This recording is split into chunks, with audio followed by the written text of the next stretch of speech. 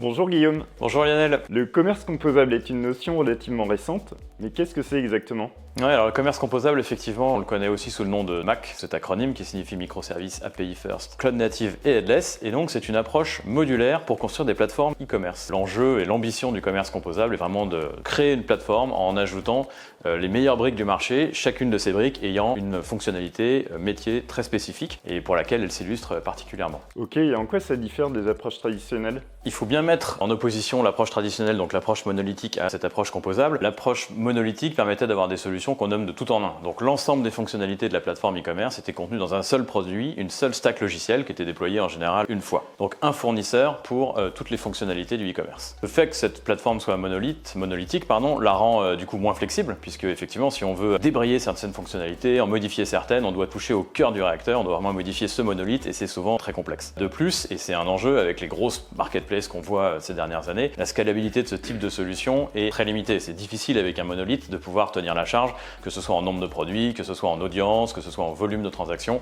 Il y a un certain nombre de limitations techniques qui sont dommageables dans le cadre de l'activité d'un e-commerçant. Le commerce composable, par opposition, c'est un assemblage de solutions. Donc on choisit les meilleurs composants du marché, qui le moteur de recherche, qui le PIM, qui le moteur de traitement de commande, qui le PSP, pour composer, d'où le nom, la meilleure plateforme possible, évidemment avec une approche à la fois métier et héroïste pour chacun des composants. C'est évidemment plus flexible puisque cette composition ou ce mécanisme, ce pattern permet d'ajouter vraiment la brique dont on a besoin et aussi de l'enlever à un moment. Donc on est vraiment sur une flexibilité maximum. On n'est pas bloqué, on n'est pas verrouillé avec une approche ou une technologie. On peut vraiment faire évoluer sa plateforme morceau par morceau, métier par métier et c'est ça qui est vraiment important. Du coup la scalabilité est plus simple puisqu'on peut effectivement travailler la scalabilité sur une seule dimension métier, le catalogue, le volume de commandes traitées. C'est beaucoup plus facile de faire scaler un morceau de la plateforme, une fonction de la plateforme, plutôt que d'avoir à scaler un monolithe complet. Enfin, et c'est finalement le plus important, ça laisse au e-commerçant la liberté de choix. Il peut choisir les composants qui l'intéressent le plus, il peut choisir les composants qui sont le plus en adéquation avec ses besoins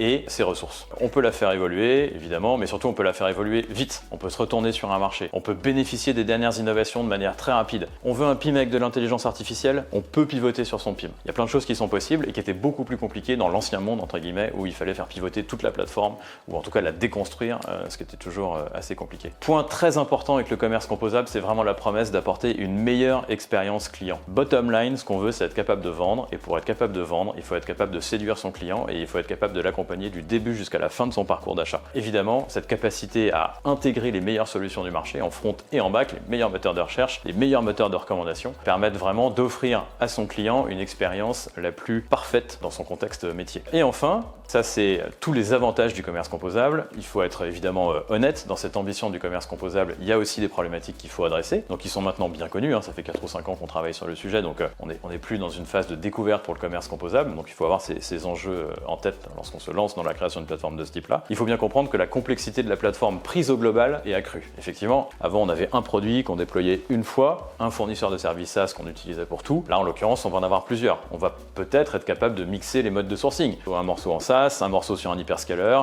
un morceau on-prem, tout est possible. Mais du coup, cette grande liberté, cette grande flexibilité amène aussi plus de complexité, donc il faut être capable d'avoir la maturité technique suffisante pour adresser cette complexité. Problème également de gouvernance des données. Aujourd'hui, sur une plateforme classique monolithe, les données sont toutes au même endroit puisqu'elles sont toutes dans la plateforme. Éventuellement, on peut avoir des décrochages partiels, par exemple vers un CRM, mais globalement, les puits de données sont vraiment très silotés. Dans le cadre d'une solution composable, l'ensemble des briques ayant pas besoin de toutes les données, mais d'un certain nombre de données, en tout cas c'est sûr, pour fonctionner, on va parfois être contraint de faire des synchronisations de données, donc de déléguer la responsabilité de la donnée à une brique externe au système, ou en tout cas d'être obligé de copier plusieurs fois cette donnée, ce qui effectivement en termes de gouvernance peut poser un problème. Dernier point toujours très important, c'était déjà le cas pour les solutions monolithes, mais ça se renforce aussi pour les solutions composables, il y a un problème d'exposition, donc il y a un problème de sécurité, beaucoup plus de composants mis ensemble qui fonctionnent ensemble, donc beaucoup plus d'exposition, donc potentiellement des problèmes de sécurité à adresser. Donc en conclusion, commerce composable, approche très prometteuse qui permettent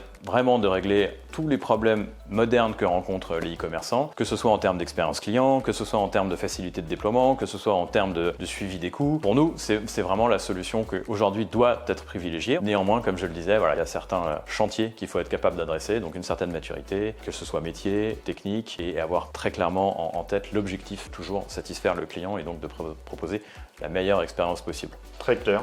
Merci Guillaume. Merci Lionel.